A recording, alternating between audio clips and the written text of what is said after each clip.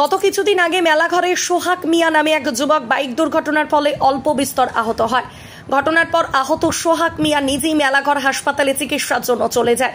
হাসপাতালে যাওয়ার পর আহত সোহাগ মিয়াকে চিকিৎসকরা একটি ইনজেকশন দেওয়ার কিছুক্ষণ পর সোহাগ মিয়ার মৃত্যু হয়। ঘটনার খবর পেয়ে সোহাগ মিয়ার পরিবারের লোকজন সহ স্থানীয় এলাকাবাসীরা হাসপাতালের কর্তব্যরত চিকিৎসকদের কাছে জবাব চায় কিভাবে তার মৃত্যু হয়, কিন্তু হাসপাতালে চিকিৎসকরা তার পরিবারের লোকজনদেরকে সঠিক জবাব দিতে পারেনি।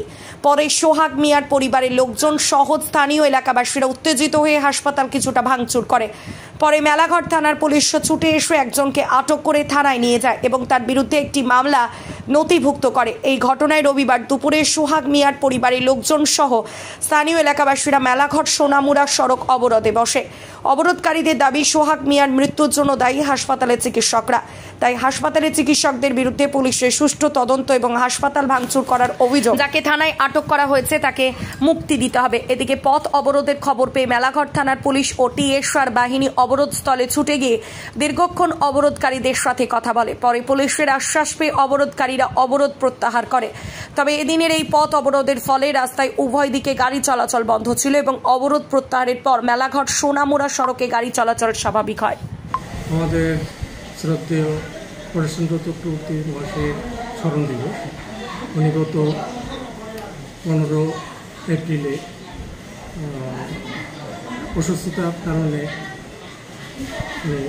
ইহলোক ত্যাগ করে রামকৃষ্ণ লোকে চলে গেছেন। সেই উপলক্ষে আজকে আমরা আশ্রমের গুরু ভাই বোন, ওনার সুবর্ণোদয়ে যারা আছেন, আত্মীয় স্বজন এবং ছাত্রছাত্রী সবাই সমবেতভাবে আমরা আজকে ওনার স্মরণ সভা উদযাপন করছি রানাইঘাট আশ্রম। এটা কি প্রতি বছর করা হবে? প্রতি বছর করার চেষ্টা করব, আমরা প্রতি বছরই করার চেষ্টা করব। এবং আজকে কে কে উপস্থিত আছে আপনাদের অনুষ্ঠানে?